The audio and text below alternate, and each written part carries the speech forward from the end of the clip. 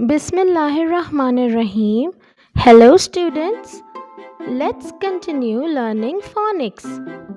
Let's learn about the sound k today. Let's learn how to write k. We start from the red dot. Make a straight line down. Go slant in and a small slant out. K. Now let's write K in 4 lines.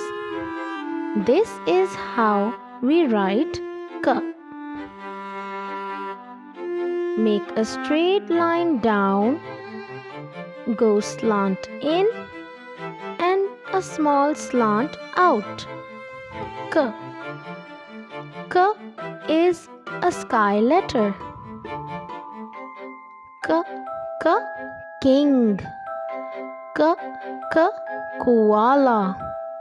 K, K, kite. K, K, kangaroo. Let's see how we write K again. Start from the red dot. Make a straight line down. Go slant in and a small slant out. K. Thank you. Bye.